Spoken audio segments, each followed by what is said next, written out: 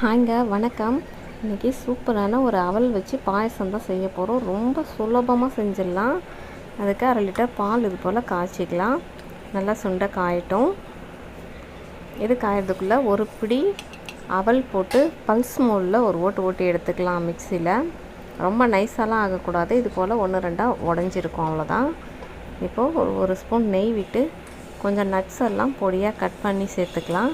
பாதாம், முந்திரி, பிஸ்தா எதுவாக இருந்தாலும். பாலில் 2 ஏலக்காய் சேர்த்துருக்கேன். நட்ஸ் எல்லாம் போட்டு ஒரு பாதி பொரிஞ்சதும் அது கூடவே நம்ம பொடிச்சு வச்சுருக்க அவலையும் சேர்த்து வறுத்துக்கலாம். கொஞ்சம் கலரெல்லாம் மாறக்கூடாது, லேசாக வறுத்தா போதும். நெய்யில் எல்லாம் நனையணும், அவ்வளோதான். இது போல் வறுத்துட்டு அந்த பால்லே சேர்த்துக்கலாம். சேர்த்துட்டு நான் கூட 2-3 குங்குமப்பூ போட்டிருக்கேன். கொஞ்சம் கலர் நல்லா வரும், அதுக்காக. இப்போ கொதிக்கிறப்போ நல்லா ஒரு பிஞ்சு உப்பு, ஒரு தேவையான அளவு சர்க்கரை சேர்த்துக்கலாம். சேர்த்து கொதித்ததும் ஆஃப் பண்ணிட வேண்டியது தான். சூப்பரான அவல் பாயாசம் ரெடி ஆகிடுச்சு பாருங்கள். ரொம்ப நல்லா க்ரீமியாக இருக்கும்.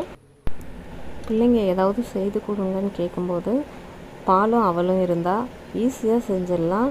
நீங்கள் ஒரு முறை செய்தீங்கன்னா இது பிள்ளைங்க மறுபடியும் செஞ்சு கொடுக்க சொல்லுவாங்க. அந்த அளவுக்கு டேஸ்ட்டாக இருக்கும்.